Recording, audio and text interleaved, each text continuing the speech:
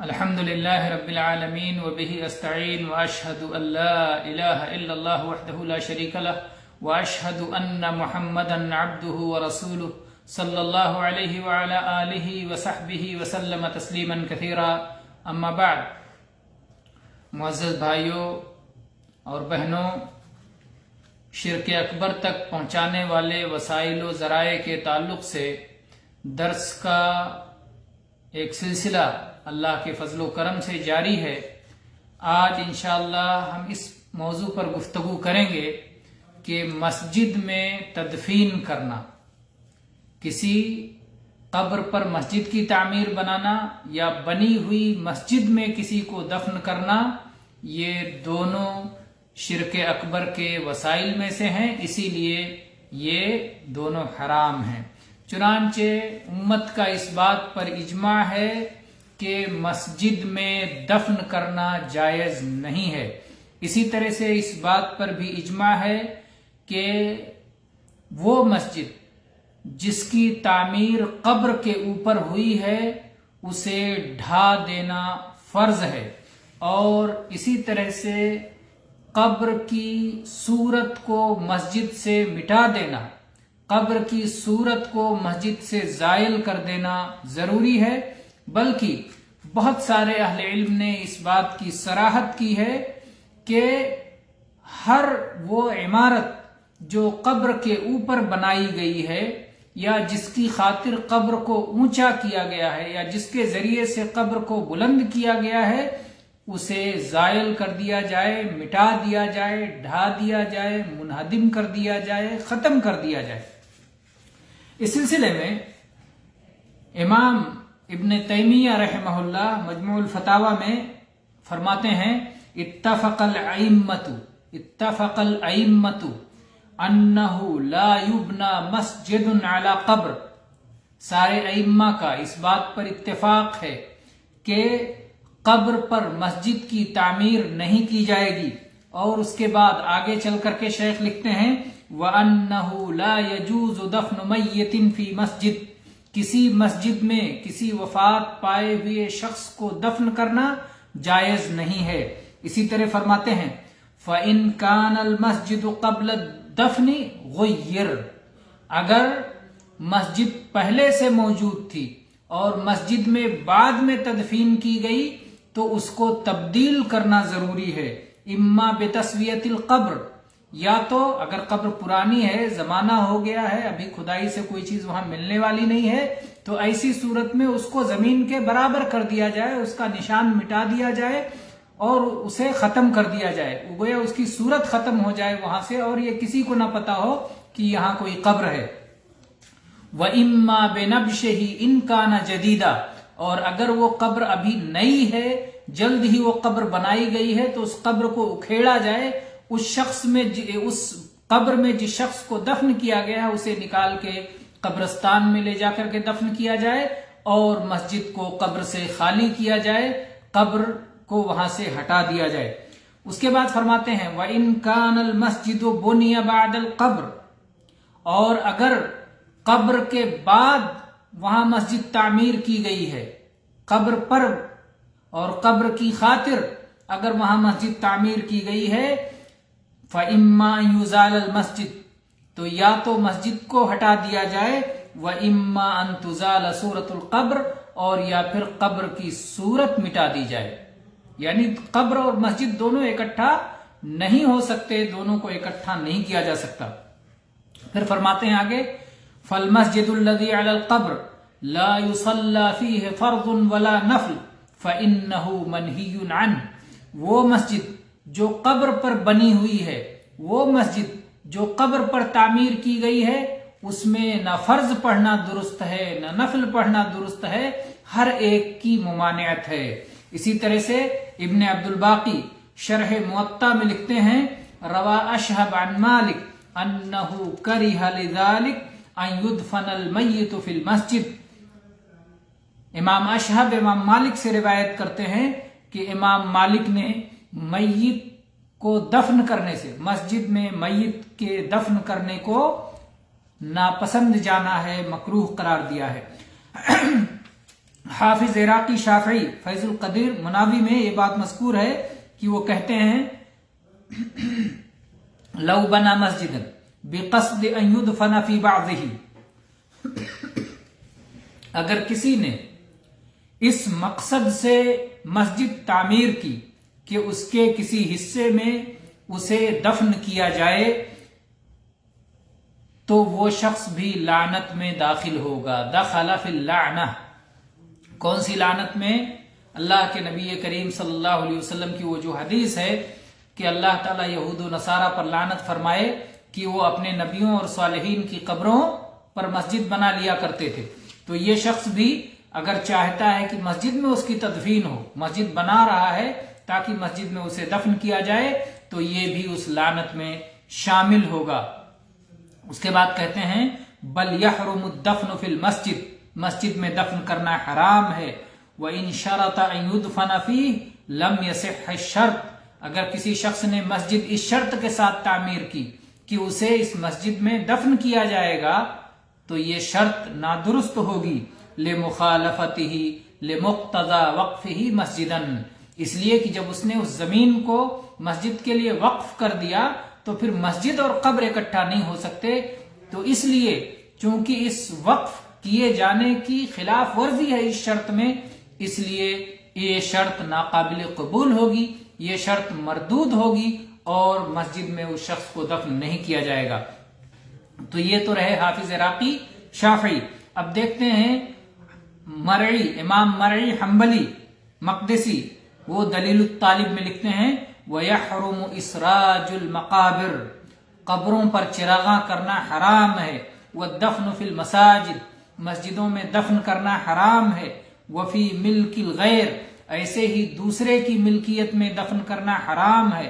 اور اگر کوئی شخص ایسا کر بیٹھے وَيُنْبَشْ، ایسی صورت میں ان قبروں کو اکھیڑ دیا جائے گا. حافظ سیوطی شافعی یہ کہتے ہیں، ان کی وفات سن 911 ہجری میں ہوئی امام سیوطی کی.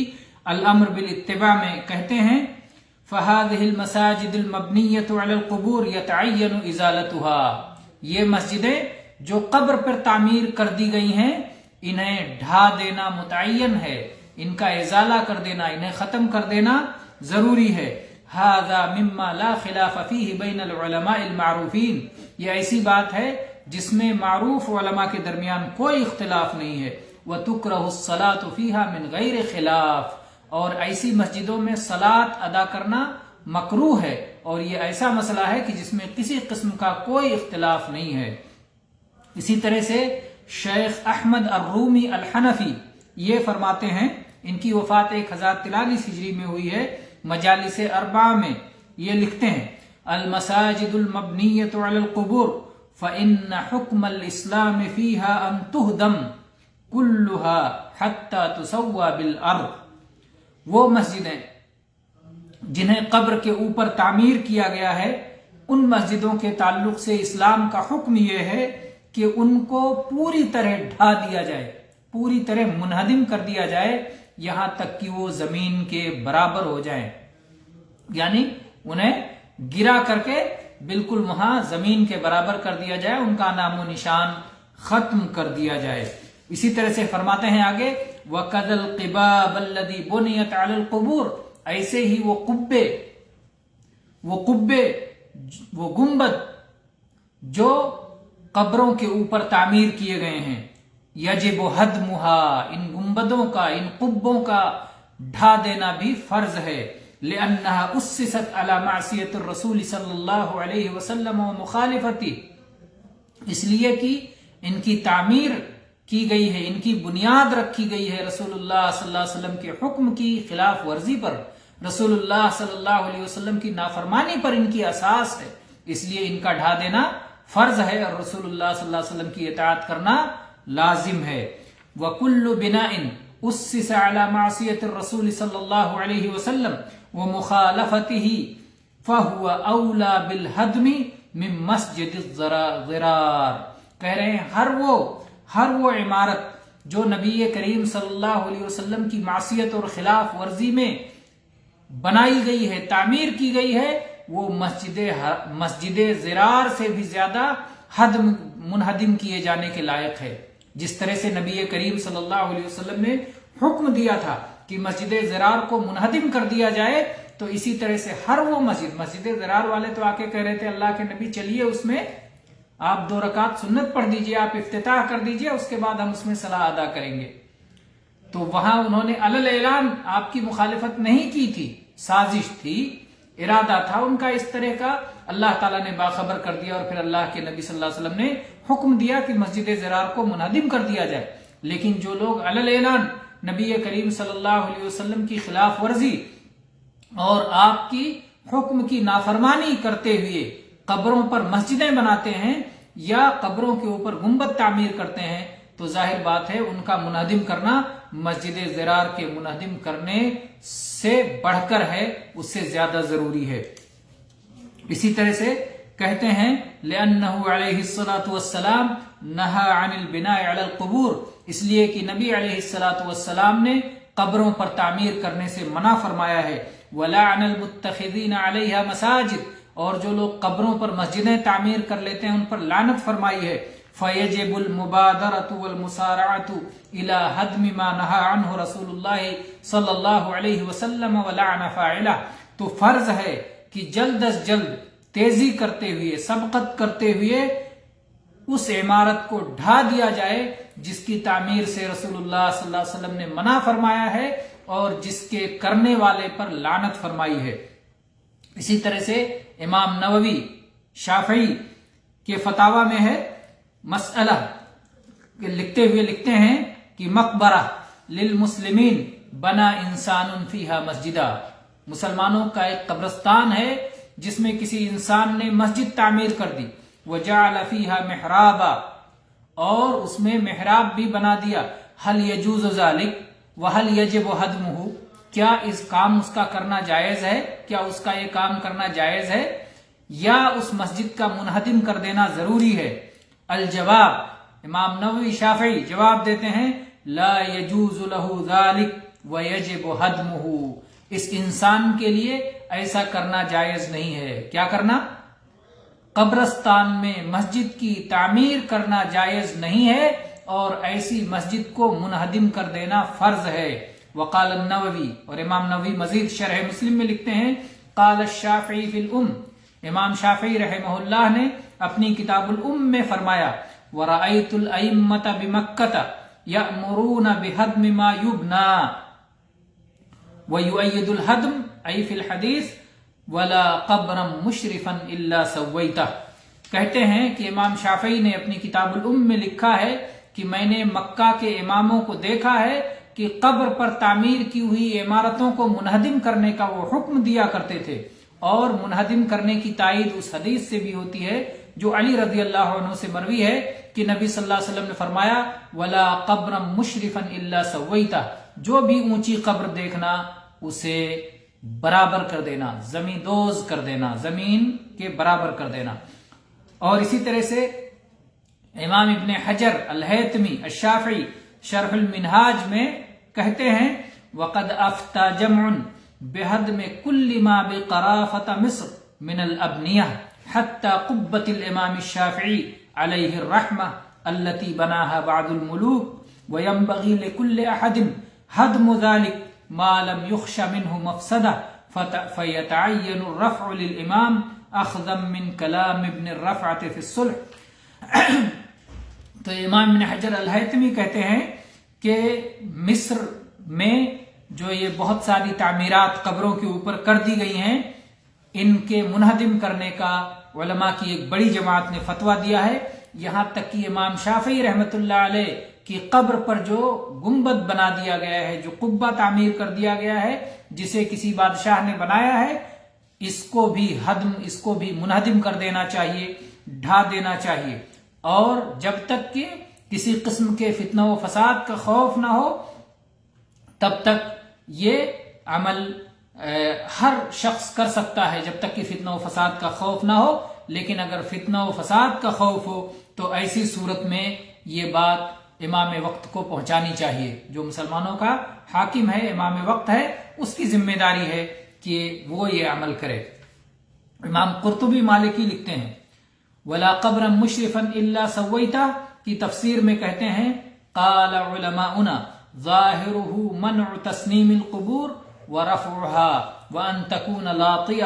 ہمارے علماء فرماتے ہیں کہ اس حدیث کا ظاہر یہ ہے کہ قبروں کو اونچی بنانے سے روکا جائے، قبریں اونچی اور نہ بنائی جائیں، بلند نہ کی جائیں اور وہ زمین کے برابر رہیں. اور بعض اہل علم نے یہی بات کہی ہے، لیکن جمہور اہل علم کا مذہب یہ ہے کہ وہ اونچائی توڑنے کا اس حدیث میں حکم دیا گیا ہے جو کوہان سے زیادہ بلند ہو، اونٹ کے کوہان سے، یعنی ایک بالش سے زیادہ جو بلند ہو، زیادہ اونچی قبر ہو، اسے ڈھانے کا اس حدیث میں حکم دیا گیا ہے. اور ایک بالشت کی بلندی، صرف ایک بالشت کی اونچائی باقی رہنی چاہیے.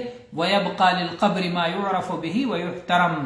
قبر کی وہ نشانی ہے، ایک بالشت اونچی رکھنا یہ قبر کے قبر ہونے کی نشانی ہے، تاکہ اسے پہچانا جائے کہ یہاں قبر ہے اور اس کا احترام ملحوظ رکھا جائے.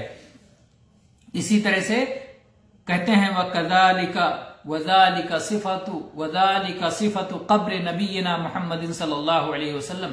ہمارے نبی محمد صلی اللہ علیہ وسلم کی قبر ایسے ہی تھی، اس کا وصف ایسے ہی تھا، یعنی وہ بھی اونٹ کے کوہان کے مطابق ایک بالشت بلند تھا. وَأَمَّا تَعْلِيَةُ الْبِنَاءِ الْكَثِيرِ عَلَى نَحْوِ مَا كَانَتِ الْجَاهِلِيَّةُ تَفْعَلُهُ تَفْخِيمًا وَتَعْظِيمًا فَذَلِكَ يُهْدَمْ وَيُزَالُ. کہتے ہیں لیکن اس سے زیادہ قبر کو بلند کرنا اور قبر کو اونچی بنانا، جیسے کہ جاہلیت کے زمانے میں لوگ کیا کرتے تھے کہ یہ قبر بڑے صاحب مقام، بڑے مقام والے کی ہے، بڑے اونچے شخص کی قبر ہے، اس لیے اس کی قبر بھی اونچی ہونی چاہیے. اگر اس نیت سے کوئی قبر اونچی بنائی جاتی ہے تو اسے منہدم کر دینا، اسے ڈھا دینا، اسے ختم کر دینا، اسے مٹا دینا ضروری ہے. اس لیے کہ فَإِنَّ فِيهِ اسْتِعْمَالُ زِينَةِ الدُّنْيَا فِي أَوَّلِ مَنَازِلِ الْآخِرَةِ. کیونکہ اس معاملے میں دنیا کی زینت کا استعمال پایا جا رہا ہے آخرت کی پہلی منزل میں. قبر آخرت کی پہلی منزل ہے اور وہاں سے آخرت کے مقامات شروع ہو جاتے ہیں. قبر میں بھی دنیاوی زیب و زینت، دنیا میں جس طرح سے لوگوں کے مکان اونچے مکان ہوتے ہیں، تو اگر یہ آدمی بہت بڑا ہے، بڑا باحیثیت ہے، تو اس کی قبر بھی اونچی بنائی جائے. تو آخرت کی منزل شروع ہو گئی اور وہاں بھی قبر کی زیب و زینت لائی جا رہی ہے. تو یہ انہوں نے کہا. اس کے بعد کہا تشبہم بمن کان یعظم القبور ویعبدها. اور اس کے اندر ان لوگوں کی مشابہت بھی پائی جاتی ہے جو قبروں کی تعظیم کرتے ہیں اور قبر پرستی میں مبتلا ہیں. اور کہتے ہیں وباعتبار هذه المعانی وظاہر النہی ينبغي ان يقال هو حرام.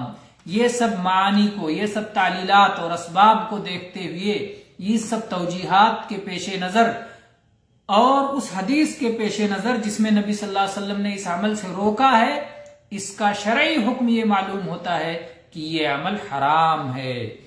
والتسنیم فی القبر ارتفاعه قدر شبر. اور قبر کو کوہان نما بنانے کا مطلب یہ ہے کہ اس کو ایک بالشت بلند رکھا جائے، اس سے زیادہ نہیں. اسی طرح سے آپ تو یہ تو رہا مسئلہ کہ قبر کے مسجد کے اندر کسی میت کو دفن نہ کیا جائے اور قبر پر جو مسجد تعمیر ہو اسے ڈھا دیا جائے یا قبر کی صورت مٹا دی جائے اور قبر اگر جو بھی اونچی بنائی گئی ہے اسے اس اونچائی کو ختم کر دیا جائے. اب آگے یہ مسئلہ ہے کہ قبروں کے لیے جانا، قبروں پہ جا کے عبادت کرنا، اس کا کیا حکم ہے. انشاءاللہ اس پر ہم اگلے درس میں بات کریں گے. وآخر دعوانا ان الحمد للہ رب العالمین وصلی اللہ علی نبینا وسلم.